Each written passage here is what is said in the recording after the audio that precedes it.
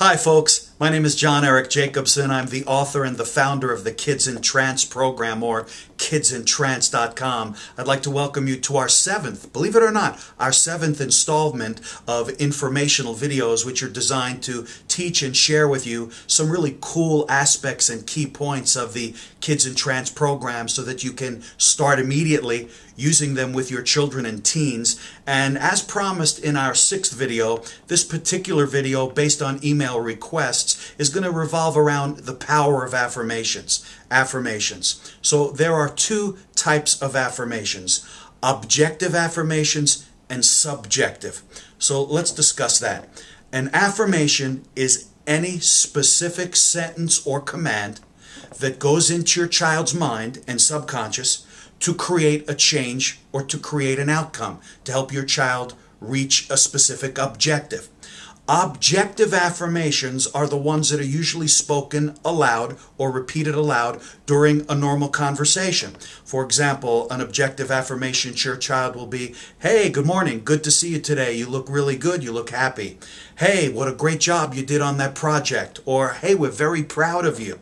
Or, "Aren't you proud of you?" Those are objective affirmations. An example adults might use would, in the morning you want to kind of get yourself psyched and pepped up for something. You look yourself in the mirror in the morning and just say, "I feel great, I feel great, I feel fabulous."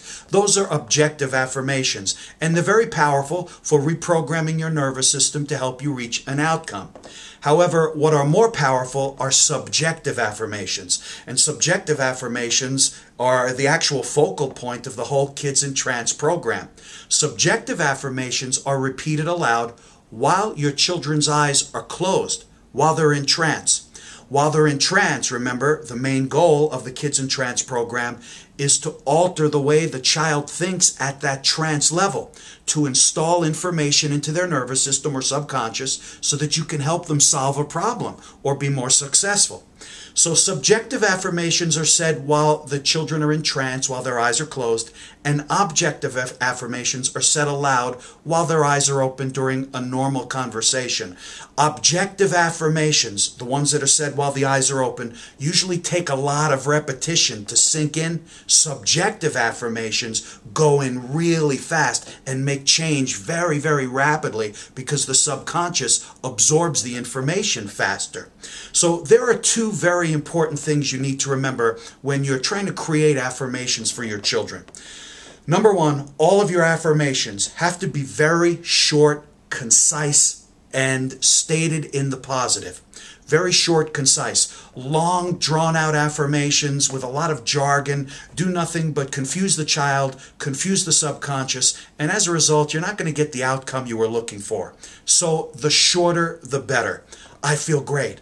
I look great. I'm going to have a great day today." Or to the child, "You're going to do great in your test today." Or, "Have a safe walk to school." Okay? Really short and sweet, really positive.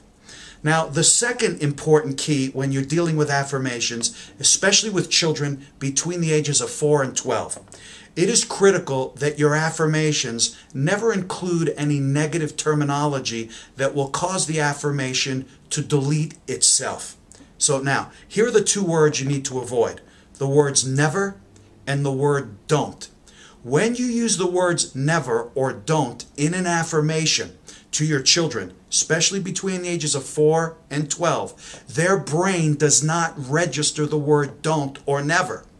As a result, because it doesn't register the negative, they will hear the rest of the sentence only without the don't or the negative there, and they will act upon the thing that you don't want them to do. So now let me give you this example. You would never ever tell a child, "Don't slam the door." The child doesn't hear the word don't. It's a negative, so it doesn't register because their brain isn't really processing your words. Their brain is processing the images that your sentence is putting into their mind.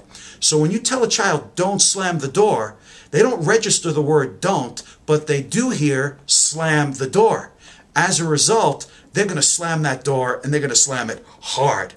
If you want your children not to slam the door, you don't say, "Don't slam the door." You say to the child, "Close the door quietly." Now, do you hear the difference? Don't slam the door. Their nervous system hears "slam the door," as opposed to close the door quietly, the nervous system hears, close the door quietly, and that is the action they'll perform. You'll reach the outcome that you were hoping for. And I'm really convinced, I'm very convinced, that a lot of our children and teens' negative behaviors and confusing behaviors comes from us parents, comes from us because we're improperly programming them with negative affirmations. It's our verbiage that's causing confusion in their nervous system, and as a result, they don't act or function at peak efficiency. Another example, you would never tell your child, don't fight with your sister. Their nervous system hears, fight with your sister. Instead, you would say, be nice to your sister. Do you hear the difference in commands? That would be like telling a mature adult, don't think of an elephant. As soon as you tell an adult, don't think of an elephant, the first thing they think of is the elephant, right? If you don't want an adult to think of an elephant, you have to look the adult in the eye and tell them, or say to them, think of a rabbit. The moment you say rabbit, that's what pops into their head, and an elephant can't be found. It's the same with children, except with children it's more dramatic when programming their subconscious. You would never tell a child, don't play in the street. You tell a child, avoid the street, or look both ways before you cross the street. Notice how positive, and notice how short and concise.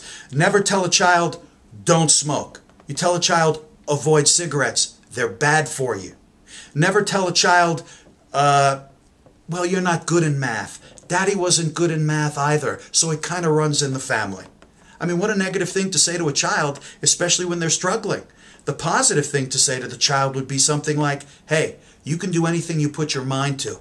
It may be challenging for you, but I know that you can do it. Math can come easy for you when you put your mind to it.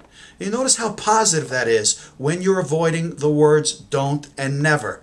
Don't you dare yell at me. Instead say, I would like you to speak nice to me. Speak respectfully to me. I'm your mother. I'm your father. The more positively your affirmations are phrased, the more successful your child will be, because the positive image and the positive affirmation gets programmed into their nervous system at a deep level. It gets filed away properly. And as a result, because your verbiage was positive and short and sweet and concise, your child will reach his or her outcome. Thank you again for listening and watching our videos. I really hope you're enjoying them. Remember, be very positive and short with your affirmations. Make sure they're always positive. Make sure they're always positive. Please check out our website at Kids.MP4.com. You can click on the free video there, and we'll be able to send you a video lesson of some more things that we do here in the Kids in Trance program that I really know you'll enjoy. Thanks for watching. Have a great day, and please keep tuned.